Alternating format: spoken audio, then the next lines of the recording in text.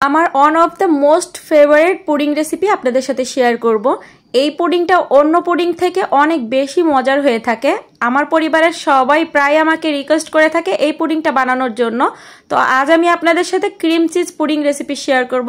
আশা করি রেসিপিটি ভালো লাগবে। ভালো লাগলে প্লিজ একটি লাইক দিয়ে ভিডিওটি শেয়ার করে দিবেন। আর খুব বেশি ভালো লেগে থাকলে পেজটি ফলো করে আমার পাশে থেকে যাবেন। প্রথমেই ক্যারামেল তৈরি করে নিব। তবে যে বাটিতে পুডিং সেট করব ওই বাটিতেই আমি 1/4 কাপ চিনি নিয়ে নিচ্ছি। এখানে কোনো পানি দিচ্ছি না বা এটা নাড়াচাড়ার কোনো প্রয়োজন নাই। প্রথম পর্যায়ে চুলার আঁচ মিডিয়াম ফ্লেমে রেখে চিনিটা গলিয়ে নিতে হবে।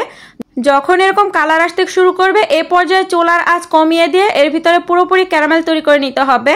যখন এরকম ক্যারামেল হয়ে যাবে তখন চুলার আঁচটা বন্ধ করে দিতে হবে। ক্যারামেলের বাকি কালারটা এই বাটির রিমেইনিং হিটেই হয়ে যাবে। এখন এই বাটিটা একটা সাইডে রেখে দিচ্ছি ক্যারামেলটা সেট হয়ে যাওয়ার জন্য। আজকের পুডিংটা ক্রিম চিজ দিয়ে তৈরি করব। তো এখানে আমি 1 কাপ নিয়েছি ক্রিম চিজ। আর এই ক্রিম চিজটা আমি ঘরেই তৈরি করেছি। আপনারা যদি এর একটা ভিডিও চান তাহলে কমেন্ট সেকশনে জানাতে পারেন। পরবর্তীতে আমি কিভাবে এই ক্রিম চিজটা তৈরি করেছি তার একটা ভিডিও আপনাদের সাথে আমি শেয়ার করব। একটা মিক্সিং বোলে বড় সাইজের 2টা ডিম নিয়ে নিয়েছি। 1/2 কাপ দিয়ে দিচ্ছি চিনি। তবে মিষ্টিটা আপনারা আপনাদের পছন্দ মতন এখানে অ্যাড করবেন। 1 চিমটির মতো লবণ দিচ্ছি, এতে করে মিষ্টির টেস্টটা ব্যালেন্সে থাকবে। একটা হ্যান্ড উইক্স দিয়ে খুব ভালো করে সবকিছু ফেটিয়ে নিতে হবে যতক্ষণ না পর্যন্ত চিনিটা গলে যায়। আপনারা যারা মিষ্টি জিনিসে কখনো লবণ দিয়ে খান নাই তারা অন্তত একবার হলেও লবণ দিয়ে ট্রাই করে দেখবেন। তারপরে হয়তো আপনাদের কাছে লবণ ছাড়া আর মিষ্টি জিনিস খেতে ভালো লাগবে না।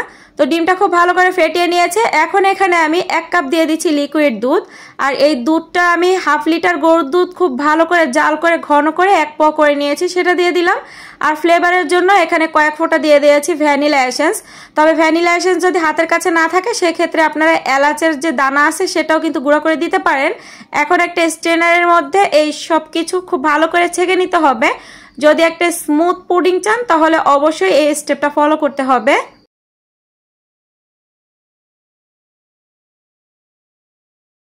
এখন ক্রিম চিজটা ডিম দুধের মিশ্রণের ভিতরে দিয়ে দিচ্ছি।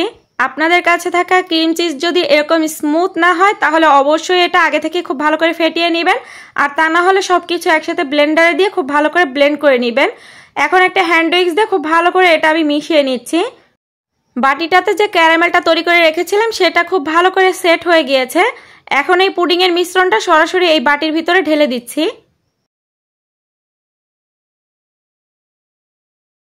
একটা ঢাকনা দিয়ে ঢেকে দিচ্ছি যাতে স্টিম করার সময় কোনো পানি এর ভিতরে না ঢোকে। একটা হাঁড়ির ভিতরে পরিমাণ মতো পানি নিয়ে নিচ্ছি। এখন এর ভিতরে একটা স্ট্যান্ড বসিয়ে দিচ্ছি। দেন পুডিংয়ের বাটিটা এর ভিতরে বসিয়ে দিচ্ছি। আর পানিটা পুডিংয়ের বাটির ছুঁই ছুঁই হবে এমন পর্যায়ে পানিটা দিতে হবে। উপর থেকে একটা ঢাকনা দিয়ে ঢেকে দিচ্ছি। আর ভিতরে যদি কোনো ছিদ্র থাকে সেটা একটা টিস্যু দিয়ে এভাবে লক করে দিতে হবে যাতে এর ভিতরের যে বাষ্পটা আছে এটা বের না হয়ে যায়। 25 থেকে 30 মিনিট এই পুডিংটা এখন স্টিম করে নিতে হবে। তো ফিরে এলাম 30 মিনিট পরে।